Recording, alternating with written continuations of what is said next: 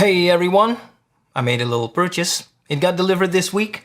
Made me a little excited, so I couldn't help myself to make a little video about it. Now what I bought was this. So this is the M4 audio interface by Motu. Haven't touched it yet, not really. So let's just do a little unboxing, go over the features it has, and as a bonus I'm gonna tell you why I bought it and what I expect from it. Okay, let's go. Supercy.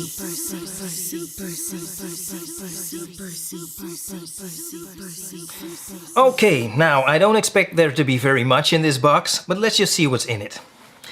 Okay, now first of all, of course, some documentation. Very interesting. Then, well, some more documentation. We should also have a little cable. Now this is USB-C to, is it called USB-A? Anyway, this is the cable to connect it to the computer with. And finally, last but not least, we have the machine itself. So there you go. Alright, now let's take a look at the features of this thing. Now first of all, let me say that this thing is a little smaller than you might expect after seeing it in some video or something like that. But anyway, let's start at the front. So here we have two combo jack inputs for microphones or guitars or things like that. For each input we have a dedicated gain knob. We also have independent knobs for engaging the 48-volt phantom power independently, so that's pretty rare, or at least for an audio interface in this price range. We also have a knob to engage the direct monitoring, and if you hold this knob you will engage the stereo monitoring, which means that even if you're recording from a mono source, you can still monitor in stereo. So that's a pretty nice touch. Now here we have the balance control for the direct monitoring, so you can hear either just the input or just the playback or any combination of the two. Now just below that we have the knob to engage the monitoring for inputs 3 and 4, which I will show you in a second.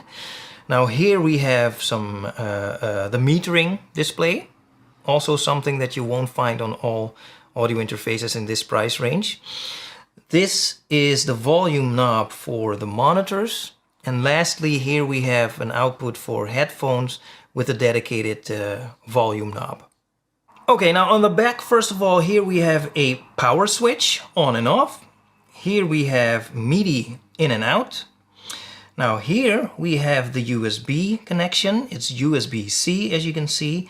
It also says bus powered, and that is probably because it is bus powered.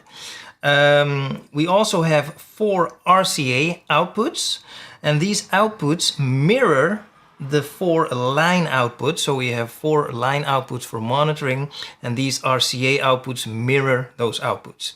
And finally, on the far right, as I already mentioned, we have 2 more inputs, line inputs, inputs 3 and 4.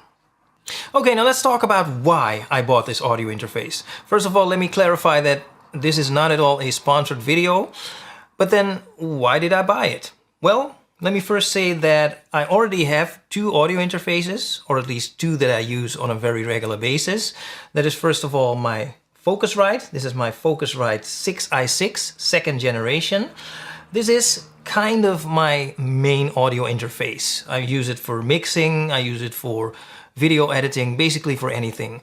And then I also have an Audient ID4 over there. So those are the 2 audio interfaces that I use at the moment. Now the Audient, I have to say I really love the Audient. I mean, sound quality is amazing, converters amazing, it's very compact, it's very robust, so it's actually perfect for on the go. And that's also why I bought it actually. So I really love that thing, but it does lack a few features. So for example, it doesn't have a lot of in and outputs. It doesn't have MIDI in and out, you know, so it lacks a few features for me to be my main audio interface. Now, the Focusrite, on the other hand, does have enough in and outputs. It does have MIDI in and out. So Focusrite is actually perfect for me as my main audio interface as far as features is concerned. I have to say though that with the Focusrite I have been having some issues. So I have been having some sound issues, some crashes I've experienced. And I don't know what it is. I don't know if it's the machine itself, if it's the driver, if it's my computer, or the combination of the things. I did manage to solve some of the issues. I even made a video about that, but still some of the issues remained. And, you know, also after 4 years of using this as my main audio interface, I just felt I was ready for something new.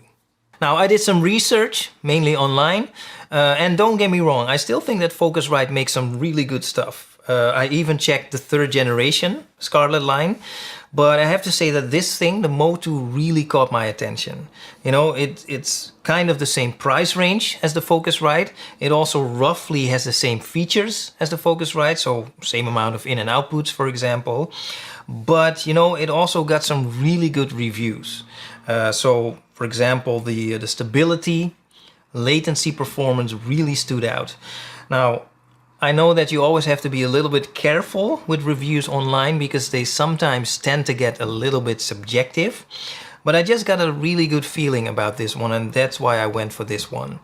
And if it'll really live up to my expectations, well, we'll just have to wait and see, I guess. So that's it for now. I'm gonna hook this thing up to my computer, and hopefully in the coming years it's gonna give me a lot of joy. Okay, so thank you for watching, and I will talk to you soon.